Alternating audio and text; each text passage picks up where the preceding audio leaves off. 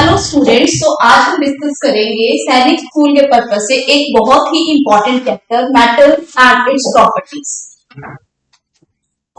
ठीक है, हम देखते हैं डे टू डे लाइफ में अपने सराउंडिंग में बहुत सारे मटेरियल देखते हैं जो जनरली मेटल्स के बने होते हैं। फॉर एग्जांपल अगर हम देखें कॉपर वायर किससे मिलकर बनी है? कॉपर से। Copper is a metal. ठीक है, गोल्ड भी क्या है बच्चे? मेटल है। आयरन भी मेटल है ना।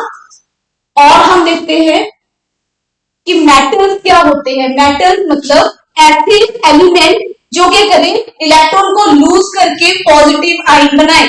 जैसे कि मेटल ये कोई मान लो कोई एलिमेंट है, एलिमेंट क्या करेगा, अपने में से इलेक्ट्रॉन को लूज कर देगा और ये जो पॉजिटिव चार्ज आ गया है ये बताता है कॉरस्पॉन्डिंग एलिमेंट क्या है? मेटल। मतलब मेटल जनरली क्या होते हैं? एलिमेंट्स ही होते हैं। पीरियोडिक टेबल में हम 118 एलिमेंट्स को डिस्कस करते हैं, उसमें कुछ मेटल्स है, कुछ नॉन मेटल्स है, कुछ मेटल ऑर्बिट्स हैं। ठीक है, मेटल्स मतलब ऐसे एलिमेंट जो इलेक्ट्रॉन को लूज करते, इलेक्ट्रो पॉजिटिव बिहेव करे। ठीक है, उन्हें हम क्या कहते हैं? Metals. For example aluminium, iron, sodium, potassium, lithium, ये सारी क्या है? मेटल्स है। इसके अलावा और भी बहुत सारी मेटल्स हैं पीरियोडिक टेबल में। क्लियर बच्चे? ओके। अब ये मेटल्स को हम क्यों पढ़ते हैं? मेटल्स के बारे में जानना क्यों जरूरी है? उनकी फिजिकल प्रॉपर्टीज या फिर केमिकल प्रॉपर्टीज को स्टडी करना क्यों जरूरी है? रीजन बीइंग क्योंकि मेटल्स होते हैं बच्चे वो बहुत सारे पर्पस को फुलफिल करते हैं। फॉर एग्जांपल जो बॉडीज होती है किसकी? कार की, है ना, या ट्रक वगैरह की, तो जो बॉडीज होती है किससे मिलकर बनी होती है? मेटल से मिलकर बनी होती है। साथ ही साथ जो कुकिंग यूटेंसिल्स होते हैं, है ना, फूड कंटेनर्स होते हैं, किससे मिलके बने होते हैं? मेटल से। ओके, इसके अलावा जो कटलरी होती है, एयरक्राफ्ट के पार्ट्स जो होते हैं वो भी किससे मिलके बने होते हैं? मेटल से। ठीक है, आप देखते हो गैल्वेनाइजिंग प्रोसेस करते हैं। गैल्वेनाइजिंग प्रोसेस में क्या करते हैं? आयरन के आर्टिकल के ऊपर एल्यूमिनियम की लेयर चढ़ाई जाती है ना, कवर किया जाता है एल्यूमिनियम लेयर से। ये आयरन आर्टिकल है, इसके ऊपर किसकी लेयर कर दी? फिर एल्यूमिनियम की, नोट, जिंक की। ठीक है, एल्यूमिनियम की नहीं करते बच्चे, जिंक की करते। ठीक है, जिंक की लेयर को कवर करते हैं तो उसको उसे क्या कहते हैं? Galvanisation process. ठीक है बच्चे, गैल्वेनाइजेशन प्रोसेस क्या होती है? वो प्रोसेस जिसमें एक ज्यादा रिएक्टिव एलिमेंट पे हम क्या करते हैं? वो उससे कब ज्यादा रिएक्टिव एलिमेंट को, लेयर को फुलफिल कर देते हैं, जिसकी वजह से आयरन आर्टिकल पे कोई इफेक्ट नहीं होता, फर्क किस पे पड़ता है? एल्यूमिनियम, जिंक पे, है ना। क्लियर? ओके। नेक्स्ट हम डिस्कस करें अगर फिजिकल प्रॉपर्टीज मेटल की, तो हम देखते हैं metals day to day life में हम देखते, पहले देखते ना कि घंटी की आवाज आ रही, मंदिर में जाके हम टर्न करते बैठ, तो वो क्या करते हैं? साउंड प्रोड्यूस करते हैं। तो मेटल कैसे होते हैं? सॉनरस होते हैं, मतलब रिंगिंग साउंड प्रोड्यूस करते हैं। ओके, अगर मेटल की बात करें ना तो मेटल कैसी होती है? मैलेबल होती है। इनको पीट कर हम क्या बना सकते हैं? पतली पतली थिन शीट्स बना सकते हैं। ओके, थिन शीट्स बनाई जा सकती है। और ये आपने देखा है हम जो स्वीट्स खाते हैं उसके ऊपर क्या होता है? बोलते हैं ना, एल्यूमिनियम की बात करते हैं, हम बोलते हैं सिल्वर वर्क है या गोल्डन वर्क है ना। तो वो क्या होता है? क्योंकि मेटल्स कैसी होती है? मैलेबल होती है। उसको पीट करके हम क्या बना सकते हैं? पतली शीट्स बना सकते हैं। ठीक है, डक्टाइल भी होती है, मेटल्स को बीट करके हम क्या कर सकते हैं? उसकी पतली पतली वायर्स बना सकते हैं, जैसे कि कॉपर की भी वायर्स बन जाती है ना। कैसी मेटल है ये? डक्टाइल है। ओके, मेटल्स होती है बच्चे good conductor of heat and electricity होती है। ठीक है, बहुत अच्छी कंडक्टर होती है इलेक्ट्रिसिटी की। क्यों? और हीट की, क्योंकि मेटल्स क्या करती हैं? कंडक्शन करती हैं, बहुत अच्छी कंडक्टर्स होती हैं। अपने में से इलेक्ट्रॉन को फ्लो करने देती है, अपने में से करंट पास होने देती हैं, इसलिए कॉपर की वायरिंग की जाती है। आपको पता है कॉपर से ज्यादा सिल्वर भी बहुत अच्छी गुड कंडक्टर है, लेकिन सिल्वर को हम यूज क्यों नहीं करते? देख ले, क्योंकि सिल्वर ज्यादा एक्सपेंसिव है कॉपर के कंपैरिजन। ठीक है, ओके, लेकिन एक्सेप्शन भी है, लेड और मर्क्यूरी गुड कंडक्टर भी है। ठीक है, ओके। अगर बात करें ना मेटल्स की, तो मेटल का जो सरफेस होता है वो शाइनी सरफेस होता है। जैसे हम गोल्ड आर्टिकल्स पहनते हैं, सिल्वर आर्टिकल्स पहनते हैं, तो हम देखते हैं कि वो कैसे शाइनी होते हैं ना। लेकिन विद पैसेज ऑफ टाइम क्या होता है? उनकी शाइनिंग थोड़ी सी कम हो जाती है। क्यों? क्योंकि उनके सरफेस पे क्या होता है? लेयर्स बन जाती हैं ऑक्साइड्स की। ठीक है, तो जिसकी वजह से क्या होता है? वो उसको उसमें डलनेस आ जाती है। क्लियर? ओके। और मेटल जनरली कैसे होती है, हार्ड होती है। अब इसमें भी एक्सेप्शन है, जो सोडियम मेटल है बच्चे वो हार्ड नहीं होती। आपको पता है सोडियम मेटल है चाहे वो पोटाशियम मेटल है, दोनों ही बहुत सॉफ्ट होती है ना। सॉफ्ट होती है इसका क्या मतलब है,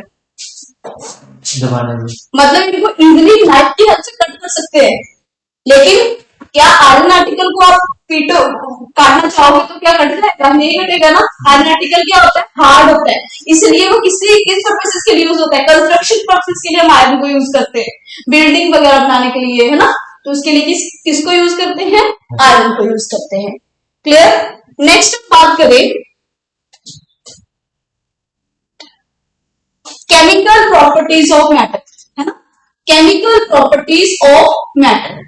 तो अगर हम बात करें ना केमिकल प्रॉपर्टीज की, केमिकली मेटल्स किस तरह से रिएक्ट करती हैं। अगर बात करें मेटल की तो मेटल क्या करती है, ऑक्सीजन के साथ ऑक्सीजन के साथ रिएक्ट कर जाती है। ऑक्सीजन किसमें, एयर में जो प्रेजेंट है, और बनाती है मेटल ऑक्साइड। जैसे कि आपको पता है सोडियम मेटल है, ये जब ऑक्सीजन के साथ रिएक्ट करेगी तो बनेगा Na2O।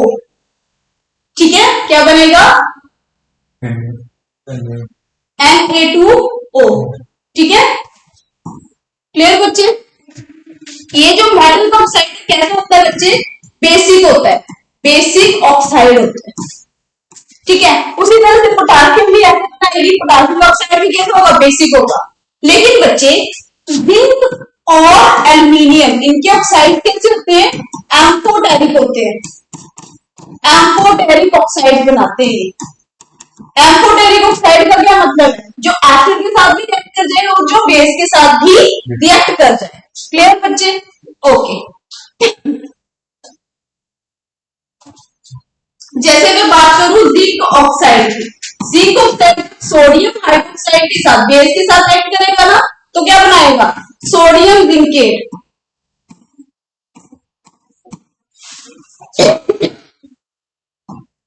ठीक है, सोडियम जिंकेट बनाएगा, साथ में क्या होगा, वाटर एलिमिनेट होगा। ठीक है, तो सोडियम जिंकेट क्या होता है, ये किससे रिएक्ट कर गया, बेस के साथ रिएक्ट कर गया, है ना।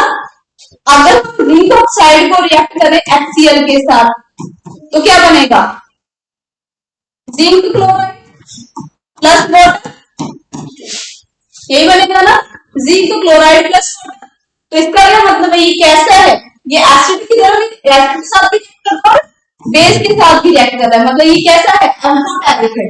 तो मेटल इन जनरल जब ऑक्सीजन के साथ कंबाइन करती है तो क्या बनते हैं, मेटल ऑक्साइड। और मेटल ऑक्साइड खुद में कैसे, बेसिक। लेकिन एक्सेप्शन क्या है कि जो जिंक है, जो एल्यूमिनियम है, वो कैसे होते हैं, amphoteric oxide, amphoteric oxide, amphoteric oxides. ठीक है, अगर हम नेक्स्ट बात करें ना मेटल्स, मेटल जनरली रिएक्ट कर जाती है वाटर के साथ। ठीक है, अगर हॉट एंड कोल्ड वाटर के साथ करें तो क्या बनता है, मेटल हाइड्रोक्साइड बनता है और हाइड्रोजन गैस रिलीज होती है। ठीक है, मान लो सोडियम ने रिएक्ट किया वाटर के साथ, सोडियम तो बहुत ज्यादा रिएक्टिव होती है, ये तो कोल्ड वाटर के साथ भी रिएक्ट कर जाती है। बनता क्या है, sodium hydroxide plus hydrogen gas release होगी, मेटल हाइड्रोक्साइड बनेगा ना।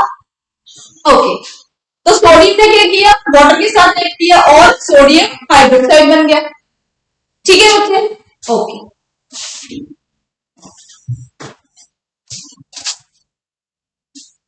हाइड्रोजन यहाँ पे कितना, अगर मैं हाइड्रोजन 2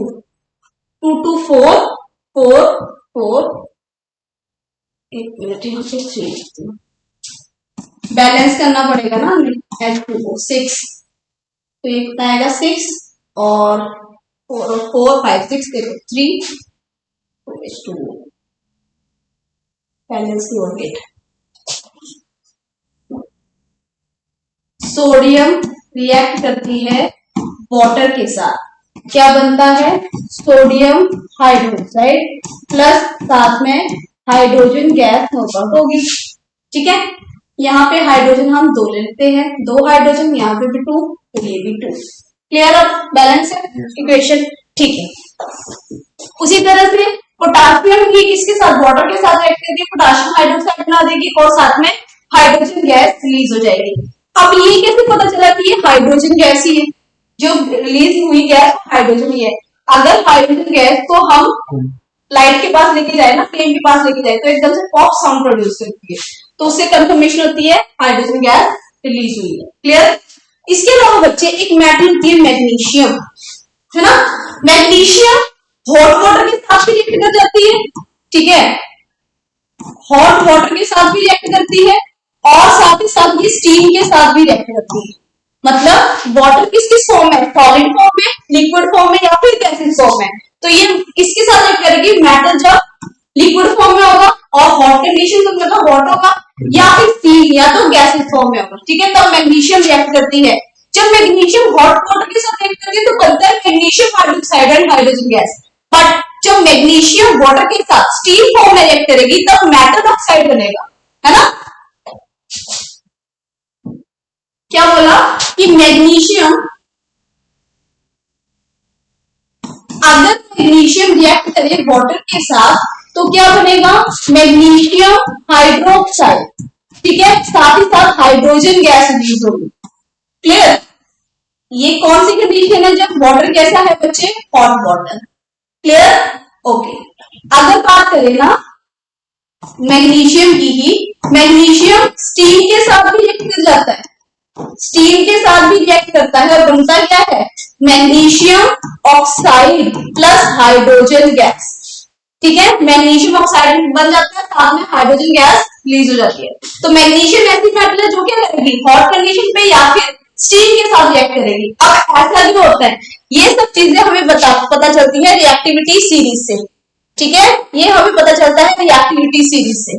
देखो ये पूरी की पूरी रिएक्टिविटी सीरीज है मेटल्स की, है ना। यहाँ पे क्या हम देख रहे हैं, potassium, sodium, calcium, magnesium, aluminium, ये क्या करते हैं, कैसे होते हैं, रिएक्टिव मेटल्स होते हैं ना। बट सोडियम पोटाशियम, पोटाशियम से ज्यादा रिएक्टिव कौन, पोटाशियम से कम रिएक्टिव सोडियम, सोडियम से ज्यादा रिएक्टिव पोटाशियम, ठीक है। तो पोटाशियम जो होता है बच्चों, सोडियम, ये तो एकदम से वाटर के साथ कोल्ड कंडीशन में भी रिएक्ट कर जाएंगे। अच्छा कैल्शियम भी रिएक्ट कर जाता है, कैल्शियम भी कैल्शियम हाइड्रोक्साइड बना देगा, है ना। ओके, कैल्शियम भी क्या करता है बच्चे, कैल्शियम भी वाटर के साथ रिएक्ट कर जाता है, बनता क्या है, बनाता क्या है, कैल्शियम हाइड्रोक्साइड, ठीक है, बनाता क्या है, कैल्शियम हाइड्रोक्साइड प्लस साथ में हाइड्रोजन गैस रिलीज होती है।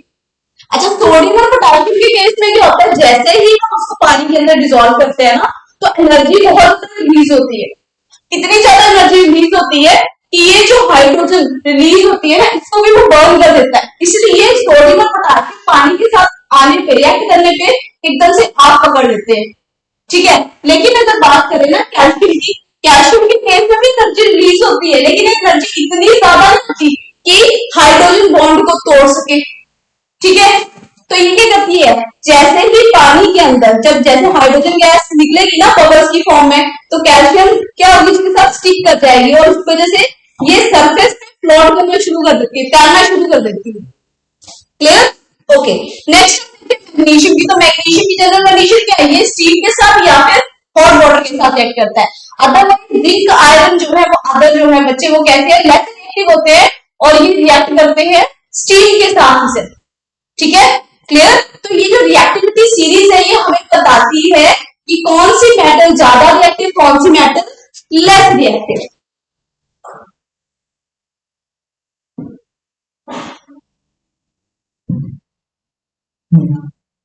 ठीक है, और इसको याद करने की क्या ट्रिक है, इसको याद करने की ट्रिक है बच्चे, केदारनाथ का माली आलू जरा फीका पकाता है, हाई कोर्ट है आप, ठीक है। कैसे याद करना,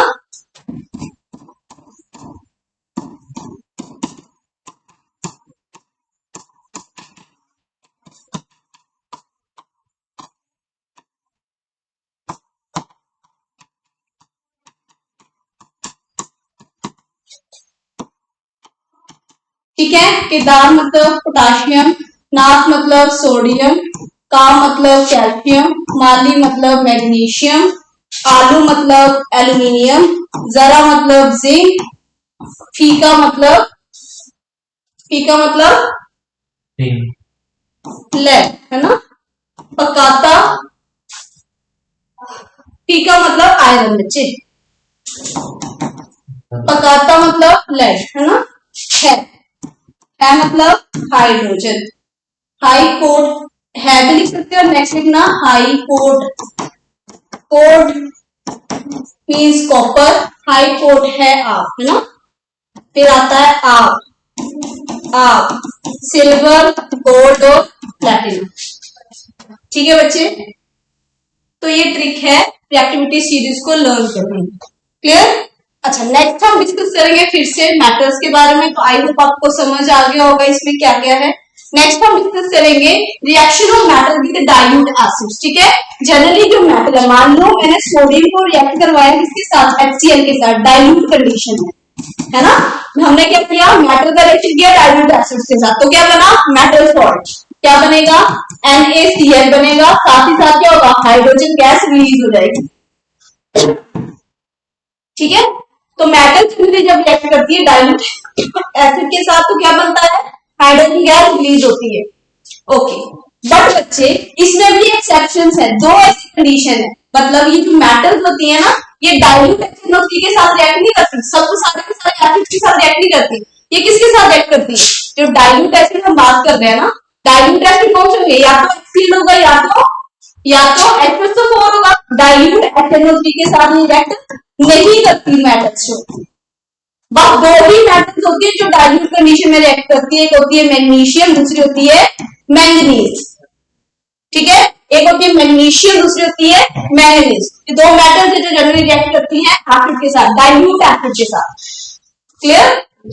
और डाइल्यूट एसिड कौन सा, डाइल्यूट HNO3, क्योंकि HNO3 कैसा होता है, ऑक्सीडाइजिंग एजेंट होता है। ठीक है, बाकी मेटल्स क्या करेंगे, HCl के साथ या फिर H2SO4 के साथ डाइल्यूट रिएक्ट करेंगे, HNO3 के साथ जनरली मेटल रिएक्ट नहीं करती, सिर्फ दो ही metal magnesium and manganese react करती हैं डाइल्यूट एसिड के साथ। कौन सा dilute acid, nitric acid, HNO3। Clear बच्चे? ओके, नेक्स्ट हम डिस्कस करें reaction of metals with salt solution. मान लो आपको बोला कॉपर सल्फेट सॉल्यूशन है, उसमें जिंक ऐड कर दिया तो बना जिंक सल्फेट प्लस कॉपर, है ना, या फिर जिंक सल्फेट को रिएक्ट किया कॉपर के साथ तो बना कॉपर सल्फेट प्लस जिंक। देखने में तो दोनों रिएक्शन पॉसिबल है, बट आ जाते हैं रिएक्टिविटी सीरीज पे। रिएक्टिविटी सीरीज में देखो जिंक कहां पे है, जिंक है यहाँ पे टॉप पे, है ना, और कॉपर कहां पे, कॉपर प्लेन के बिलो जिंक, तो जो सबसे ऊपर होता है वो सबसे ज्यादा रिएक्टिव मतलब उसके पास ज्यादा पावर, तो जिंक के पास ज्यादा पावर है ना, तो कॉपर सल्फेट सॉल्यूशन में कॉपर को एक्सट्रैक्ट कर सकता है ना, जिंक के पास पावर है, कॉपर सल्फेट सॉल्यूशन में कॉपर को बाहर निकालते, तो ये तो रिएक्शन पॉसिबल है, बट ये रिएक्शन पॉसिबल नहीं। तो हमें पता चलता है कि कौन सी मेटल ज्यादा रिएक्टिव है, किसके पास ज्यादा पावर है, कौन बताते हैं, रिएक्टिविटी सीरीज। ठीक है, क्लियर बच्चे, क्लियर बच्चे? ओके, नेक्स्ट हम डिस्कस करेंगे reaction of metal with chlorine. Generally metals के क्लोरीन के साथ रिएक्ट कर जाती है, आयन क्लोराइड बना देती है। फॉर एग्जांपल हम देखें पोटासियम को, पोटासियम क्लोरीन के साथ रिएक्ट करके क्या बनाएगी, पोटासियम क्लोराइड, है ना, और पोटासियम क्लोराइड के साथ आयन क्लोराइड होता है। क्यों? क्योंकि ये आयन की फॉर्म में एसोसिएटेड होता है, K पॉजिटिव है, Cl negative, potassium chloride. Clear बच्चे? कैसा क्लोराइड है, आयनिक क्लोराइड। तो इन जनरल जब मेटल्स रिएक्ट करती है ना क्लोरीन के साथ, वो क्या बनाती है, आयनिक क्लोराइड बनाती है। Clear? Next, reaction of metal with hydrogen.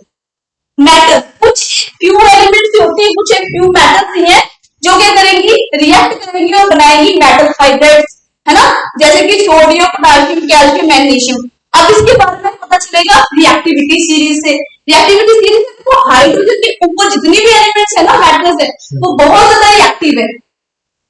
ठीक है, बहुत ज्यादा रिएक्टिव है, तो मतलब जो हाइड्रोजन से अबव मेटल्स है वो क्या करेंगी, उनके पास पावर है कि वो हाइड्रोजन को रिप्लेस कर दे, है ना, हाइड्रोजन। इसलिए कुछ एक फ्यू मेटल्स ये जो हाइड्रोजन के साथ मिलकर हाइड्राइड्स बनाती है, metal hydrides. Is it clear? तो बच्चे आज हमने डिस्कस किया मेटल्स के बारे में, मेटल्स की प्रॉपर्टीज के बारे में हमने जाना। क्लियर? क्लियर? तो यहां तक कोई डाउट उत्तर? आई होप आपको ये लेक्चर समझ आया होगा। ठीक है, फिर भी अगर आपको कोई डाउट होता है तो आप प्लीज पूछ सकते हो नेक्स्ट लेक्चर में। क्लियर?